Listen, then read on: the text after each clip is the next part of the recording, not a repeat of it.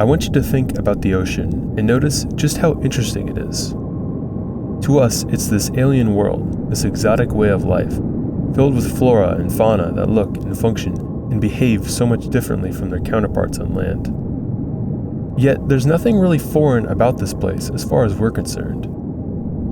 Over 70% of the Earth is covered in ocean, and it's estimated that as much as 94% of life on Earth today is aquatic. Life as we know it originated in the ocean several billions of years ago, including our own distant ancestors. So us land dwellers are in the minority. We're the mutation, the spin-off that became more successful than the original. We're like the minions in that sense. Human beings have more or less conquered the Earth, overtaking every other living thing with use of our miraculously bestowed intelligence. We've tilled the land, traveled it, sailed it, charted it exhaustively, and terraformed it to build infrastructure conforming to the needs of what we call society. Now our species sets its eyes on space as the next frontier for our great conquest. The mysteries and infinite potential of space are undeniably intriguing, but humanity's fetish for space contrasts with its indifference to its native ocean. As it stands today, the ocean is largely untouched by our species, mostly surveyed at a distance using technology like satellite and sonar. Compared to the endless nothing that is outer space, the deep sea is not only just as intolerable an environment for humans, but it's also completely opaque. We have high-resolution photographs of deep space and objects billions of light years away, thanks to orbital telescopes, but the deep sea is a place that can't just be photographed. It is an abyss, a dark chasm, which all manner of natural light dares not penetrate. And yet there's life down there, imagination incarnate, beings abstracted from our conventional understandings of what animals should look like. One could say space serves as a canvas for human ambition, but its infinite scope and potential stokes our innate desire to press ever on. It is an enabler for our species' self-importance, and an omen for our ambiguous future. One could also say that the ocean reflects another side to humanity. As we observe our fellow animal inhabiting the same primordial soup from which we emerged, feeding on one another, afloat in the endless dark, we see nature in its most unfiltered form. The ocean is an echo of our biological origin, a time capsule for our distant ancestors' way of life, and a reminder that the reign of humanity, which has lasted several millennia, is but a blip in the vast billion-year history of life on our planet.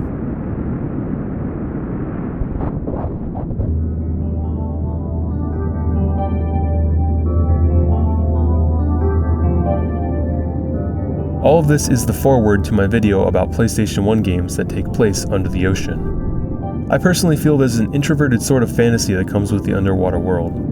Every now and again I might daydream about floating or sitting at the bottom of the ocean, all by my lonesome, as free as I can be from human interaction or observation, to be away from judgment and sensory overload, free of the concerns that come with everyday human life. Of course, this fantasy requires heavy suspension of disbelief, but say we take a more realistic approach and account for the challenges of survival, we get a different sort of fantasy. One about betraying natural instinct and braving a dark, suffocating abyss hostile to the human being in just about every manner possible, and for no other reason than to quench a thirst for knowledge. The ocean evokes many emotions in humans, and thus works as a surface for us to imprint all manner of fantasy. So I figured it'd be fun to explore the underwater world vicariously through a small handful of video games, see if I can find anything interesting to write about as I do, and just generally have a nice, cool time with some cool PS1 fish games.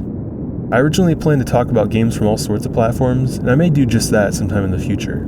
For now though, I just want to focus on PS1. So, come with me as we venture into the endless deep.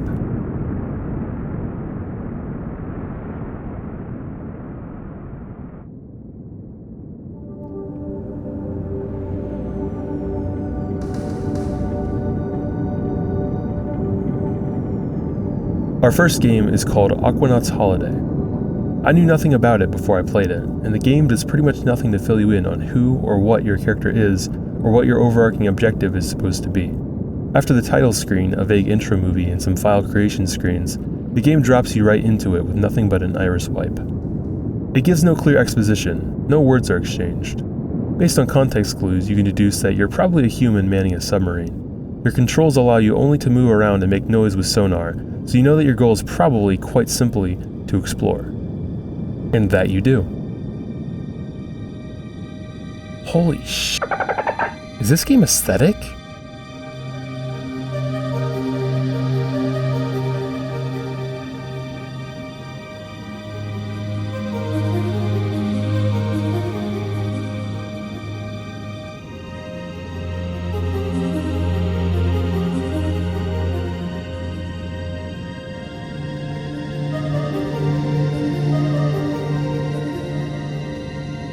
I would describe this game as more of an interactive experience than a fully finned game. There are no hostile enemies or danger of dying. It's purely meant to be an underwater observation simulator. Many might be cold to this game because of its lack of substance when compared to other games, even of its time, but I think there's a little room in the artistic landscape for things like this, the virtualized art pieces and dioramas of the world. I especially love how, in this case, the creators emphasize their work as an outlet for relaxation, like it were a virtual Zen garden. I think there's still a sort of novelty to Aquanaut's holiday at the present moment, perhaps even more so than when it released. As nostalgia waves and retro Y2K aesthetics rekindle themselves, and as we continue to navigate through particularly unstable modern times, at least if you're a first worlder, it's nice to have a piece of art that quite literally asks you to relax and look at cool fish, offering you an avenue to detach from the big picture anxieties of life as you appreciate a lo-fi replica of nature. Depending on who you ask, its crude rendering is aged in a very appealing way, hence the montage from earlier. I know I'm kinda selling this game as though it were a high-effort screensaver or something like that, so let me clarify that there are actually a couple of things to do and find in this game. For starters, you have the ability to release 4 different frequencies of sonar pings, which basically just means you can make beeping sounds, and depending on what combination of sounds you press at a time, the fish surrounding you will either get spooked and swim away, or become entranced and do a little spin. Riveting. There's also the ability to build coral reefs, which I didn't mess around too much with, but you can do it. And that's basically the bulk of the quote-unquote content of this game. If the idea of playing a game where you basically just swim around a low-poly version of one of those Fruitiger Arrow fish soap bottles doesn't appeal to you, then the game won't do anything extra to win you over. It's just that simple. But if you're one of the freaks out there who heard me say that and actually got excited, you may want to give this a try. I definitely wouldn't stop you or anything like that. It'd be kind of weird if I did. Before I move on to the next game, I want to share with you a weird thing I found in Aquanaut's holiday. There I was, descending into a deeper, darker section of the map, feeling peaceful, realizing in some part my fantasy of floating alone at the bottom of the sea, when I ran into this.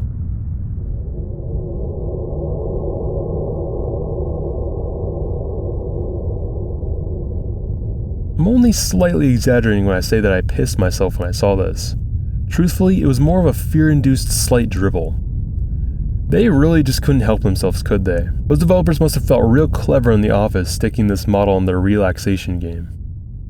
Just for the sake of clarity, this giant stone mask doesn't actually do anything.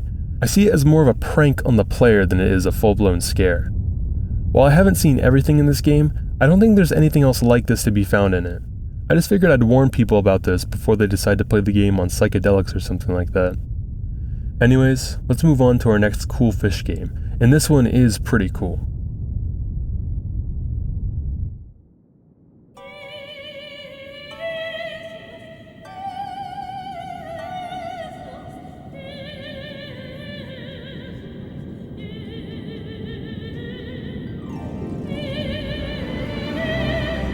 It's time to talk about a little game called Meremanoid. Again, I knew nothing about this game going in, except that it was about mermaids in some way. Something I did know about this game beforehand was that it has incredible music, which becomes abundantly clear as soon as you boot it up.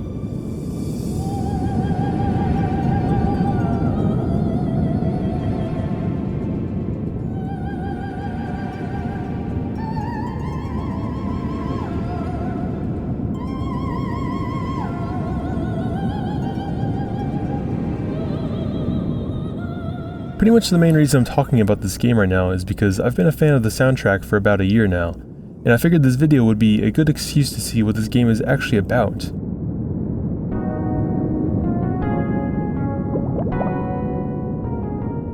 Yeah, this game is written almost entirely in Japanese, which is a language I don't understand. I debated whether or not to give this game my time because obviously I can't understand the story it's trying to get across. But I was so curious about it, and I liked the vibes emanating from it so much that I decided to give it a shot.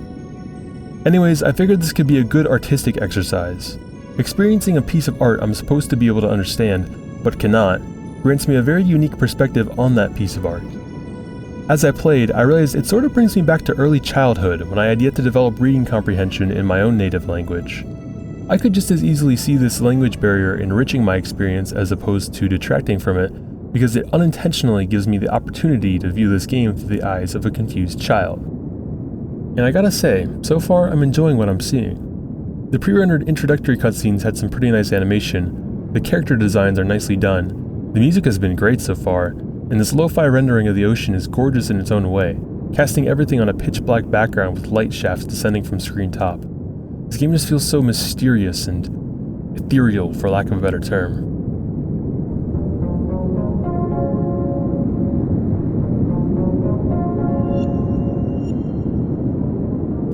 Holy Is this game aesthetic?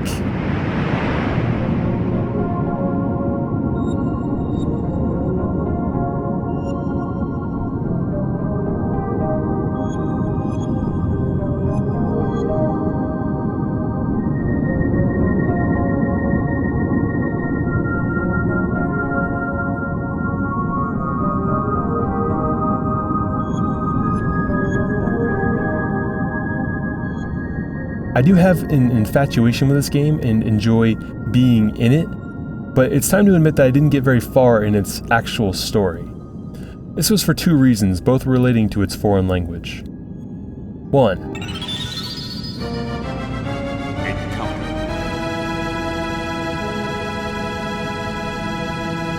It's a JRPG. You know, a genre where most of the interactions are done through menus. Now, this actually isn't as bad as one would think.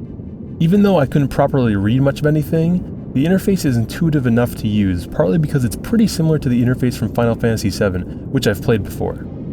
It also uses Arabic numerals and a couple English words, so I was able to read some important information, and when it came to identifying what certain Japanese labeled options meant, I was able to get by with good old trial and error. I think the main issue I had with this game's JRPG nature is that I couldn't really parse the story or dialogue interactions at all, because there's very little visual language elaborating on what the characters are saying. Like, it's mostly just them standing in their idle poses while text boxes do most of the storytelling. Text boxes which, by the way, are so big that they cover literally half the screen, so you're not really seeing much of those character models anyways. I know when you make a big JRPG, you can't really put energy into animating every little dialogue interaction, and I know these developers weren't expecting some monolingual anglophone to play their game 30 years after it came out, so I'm not going to hold anything against them. The second reason I didn't get very far is that, at one point, I just got stuck. I was able to make my way to the end of what I think was the first dungeon of the game, and I came upon the stone tablet at the end of it. Interacting with the tablet lets you read it, but whatever it says is, of course, a mystery to me. And that was pretty much a dead end. I retraced my steps, combing through the dungeon for any missed content, and I went back to earlier areas trying to interact with anything and everything I could, mashing through every NPC's dialogue in the vain hope that some flag would be triggered that to open the way or signify my next objective, but no answers revealed themselves. I was trapped, condemned to digital solitude within the dark chasm of the sea. My surroundings were a vague, dreamlike approximation of reality, and those whom I was meant to believe were my sapient allies were indeed soulless representations of people, cardboard cutouts that dispensed strings of symbols that were meaningless to me, a mockery of human interaction, a cruel reminder that I was truly alone. So, I guess since I'm stuck, it's time to just hang out and talk about mermaids for a little bit. You know, at the beginning of this video, I wibbled on about the ocean and mused a bit about humanity's relationship to it. You remember, I said something about how the ocean is alien to us. It's a place where there's little human infrastructure, and obviously the conditions are intolerable to humans. It's a place where we are just not meant to be. You put Jimmy Kimmel in the water, make him do a show, and it won't work. He can't survive. The way this game appropriates mermaids could be seen as an attempt to civilize the ocean, to fantasize that perhaps, even at the bottom of the sea, humanity can prevail. I say it appropriates mermaids because this game's depiction of merpeople stands in contrast with their historical depictions in literature, myths, and folktales where the themes are flipped. Mermaids, also known as sirens, were monsters to people of the past, said to be predators towards seafaring humans. Given that they've never been proven to be real, yet persisted in folklore for centuries, implies that they were a cultural manifestation of the fear and solitude that comes with sailing the ocean as a human being. I think the interpretation of merpeople as having a functional society adjacent to human society started with the original fairy tale version of The Little Mermaid by Hans Christian Andersen. It's an idealized interpretation of the ocean as a place where civilization is in fact possible, that there's no place where a human can never be. It reaffirms us that humanity is at the center of nature, omnipresent to the point where even the deep sea can be settled and made to conform to our ways. But if there's anything Meremanoid has taught me, it's that we can't expect the world to conform to us. There are many places we can try to go, whether they be physically intolerable environments like the ocean, or in this case cultures different from our own. But when we arrive in those places, we are not entitled to their indulgence. You may wish to enter a new space or environment or culture, and then realize that it's just not for someone like you. You can be stubborn and try to adapt to this new place you want to be a part of, but more often than not, it's better to find someplace else. Someplace where you don't have to change who you are or go to great lengths to feel suited to. Somewhere you truly belong. And in this case, turn-based combat and hot fishmen just ain't doing it for me. So I think I'm going to close the door on this game, though I'd love to hear thoughts about it from people who maybe have played through it. Before we graduate to our final game in this video, here's a quick break.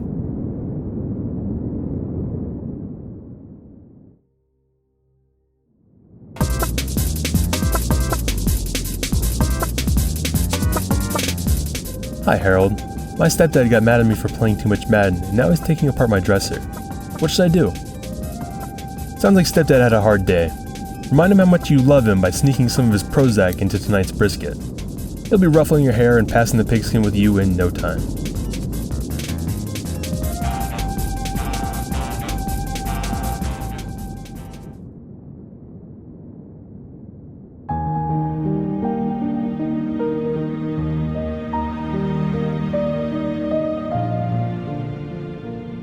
Our final game is b.l.u.e, Legend of Water. This is an adventure puzzle game all about exploring an underwater world. Of all the games we covered in this video, b.l.u.e is probably my favorite. The main appeal comes the second you load into a core gameplay section and you see these graphics and you hear this soundscape and this music, and you just think to yourself, holy fuck, is this game aesthetic?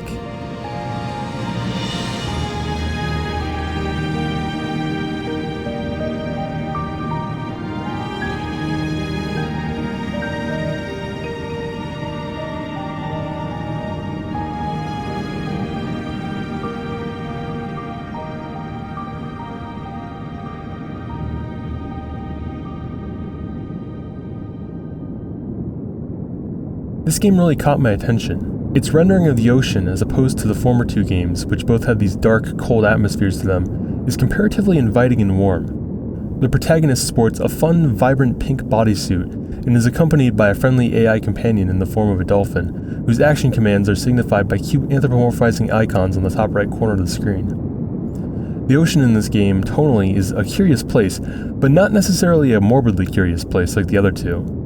It does get a little uncanny when you swim to the surface, which you can do in this game, and angle the camera just so that you can see the horizon, which is a very strange experience in a good way.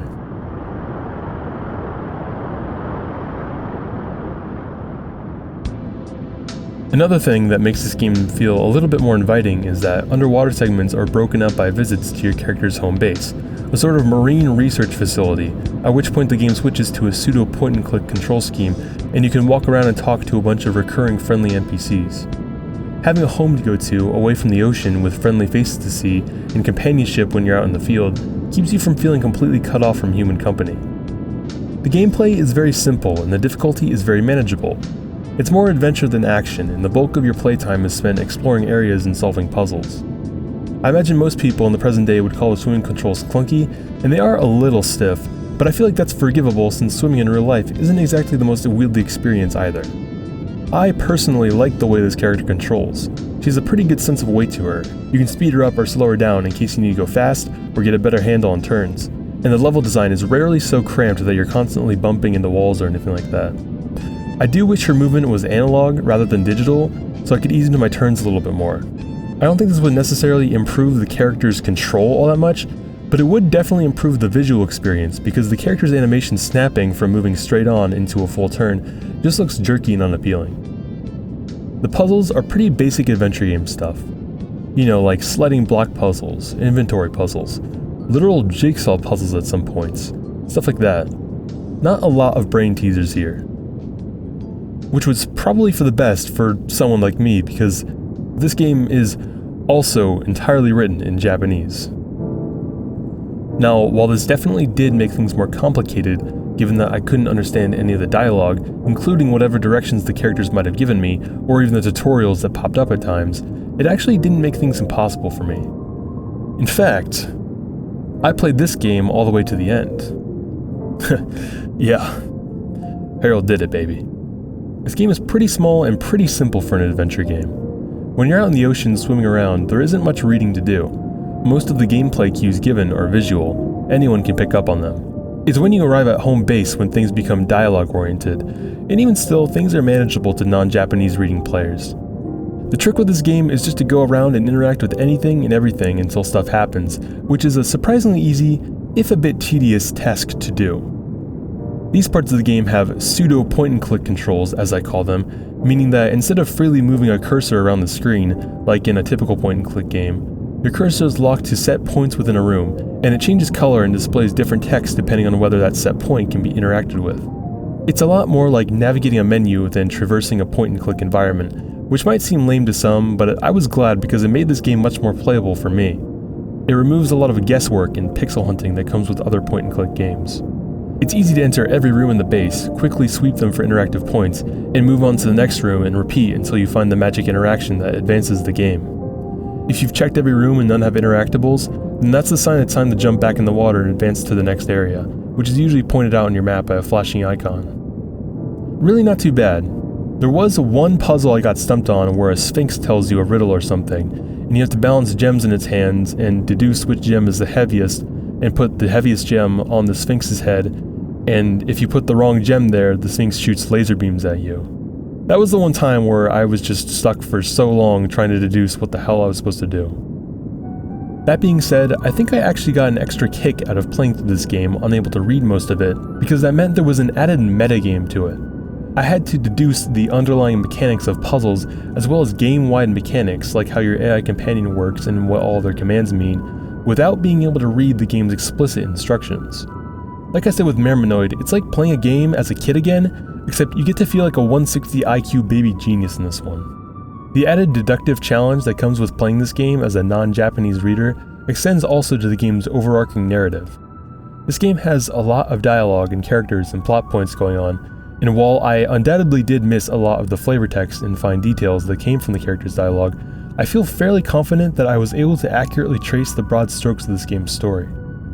There's a cinematic language to this game that makes it possible to understand wordlessly. I'm going to try and summarize what I think the plot to this game is and give you an idea of how my interpretation of it evolved as I played. If you, the viewer, happen to have a proper grasp of this game's plot, I invite you to grade my comprehension in the comment section below. I'll be spoiling the whole thing, so if you're interested in playing this game yourself, you might want to leave now. Ready? The game begins with a cutscene showing the protagonist, who I think is named Maya, flying overseas to some sort of marine research base.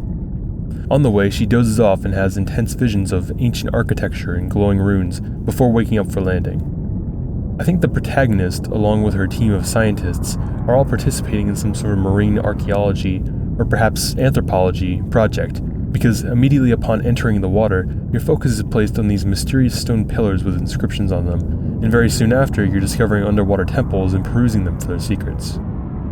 Now, even though a lot of this game is about exploring ancient underwater temples, presumably left by a dead civilization, I never thought too hard about the ramifications of that, and I never expected the game to go too far with it. I mentioned earlier that the game feels so gentle going in with the cute, friendly dolphin and the bright colors and the simple gameplay, so I never expected them to dive into some crazy 2001 A Space Odyssey type shit.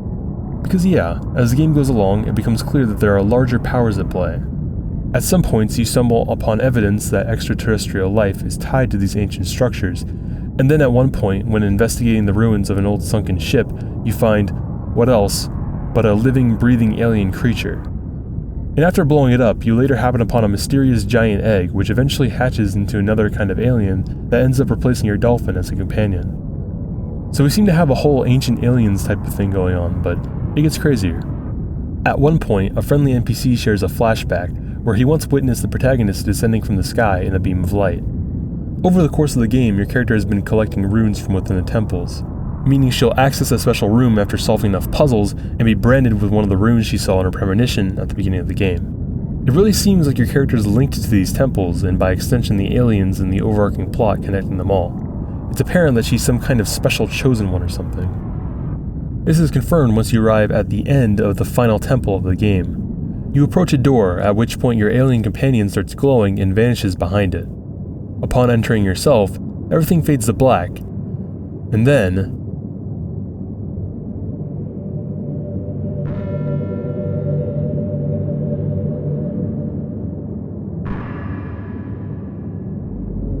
you find yourself swimming through some sort of wormhole, following a ball of light, which I think is what used to be your alien companion. The tunnel ends with a glowing egg or something, at which point the ball phases in and the whole room is drowned with light.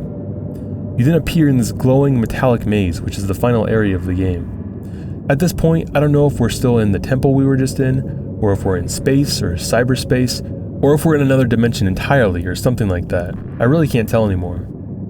I bet you can see now why I likened this to 2001: A Space Odyssey earlier, and that comparison will only become more apt as we near the end of the game. I really am glad that I can't understand this game, because I'm enjoying the ambiguity of this ending.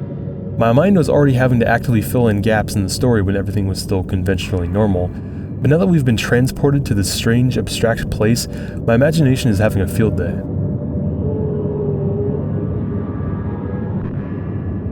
And it gets crazier. At the end of this final dungeon, we enter a laboratory containing several life forms preserved in large cryochambers. First we see two species of aliens, both of which appear in the game as enemies, but then we pan over to a chamber, or exhibit of sorts, containing a bunch of animals from Earth. I think the implication here is that all of these animals have a common origin, perhaps in this construct we've entered. The fact that all of these creatures are preserved in this room, deep within a hyper-advanced ancient sci-fi temple, leads me to the conclusion that whomever or whatever created these aliens also created these animals from Earth, and perhaps all life on Earth. The game then pans over to a fixture in the ground containing what appears to be a giant human embryo. The deeper we descend, the more secrets are revealed to us. We find a room filled with clones of our main character, all dormant within a long row of chambers. Then an active clone appears in a beam of light, sporting blonde hair and green eyes, and begins monologuing.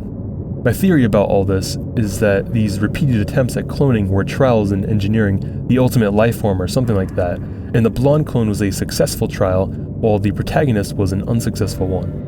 But somehow your character escaped or was taken from this facility and ended up on Earth, unaware of her origins, and grew up believing she was a human when really she's some sort of alien clone or something like that.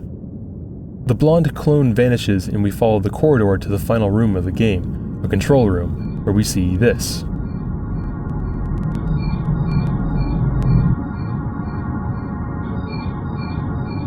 As per my interpretation, this hologram represents the artificial intelligence which once operated this facility. In the midst of its monologue, which I'm sure is very illuminating to people who can read, it presents us with a flashback to an alien world, presumably racked with a large-scale war, because it ends with a massive explosion. 3 spaceships escape its atmosphere just in time, and one crash lands on prehistoric Earth. Soon after, life gestates and evolves into life on Earth as we know it today. I think whatever microorganisms were aboard that spaceship escaped into Earth's primordial environment and became the progenitors for life on this planet.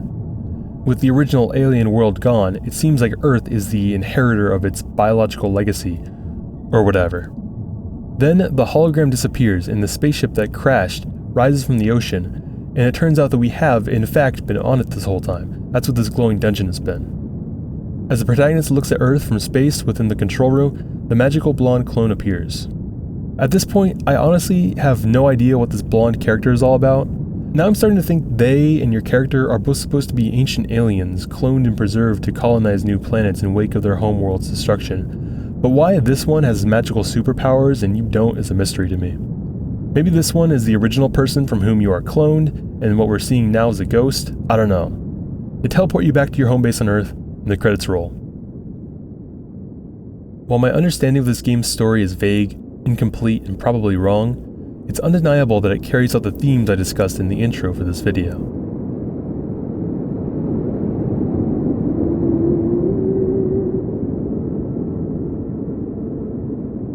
The ocean, though hostile and effectively uninhabitable to humans, is inextricably part of us. It is the abyss wherein countless souls of voyages past have vanished, the place where our finest technology struggles to take us where nature's designs take its natives effortlessly. It is a reminder of the immense scale of biological history, that our own lineage leads us through thousands of millennia and countless tiny mutations towards simple organisms we barely resemble. It reminds us that our society is not only tiny when compared to the vast scale of the universe, but also in the scale of time itself, that the rich history of our species is but a brief chapter in the midst of the massive branching tome that is our own multi-species lineage.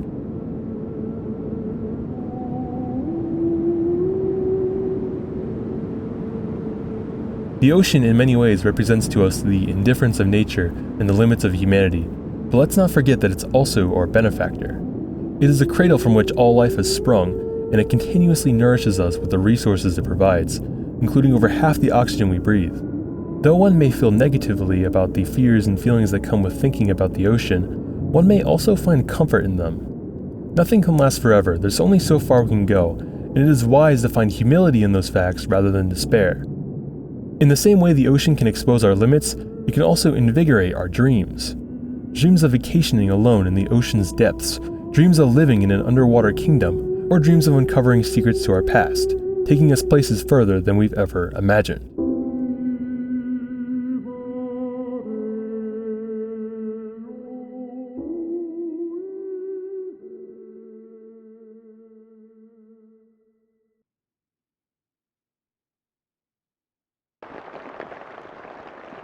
Before I leave you, just remember, goldfish can actually not remember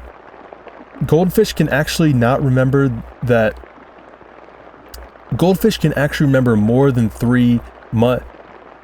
Goldfish can actually have memories of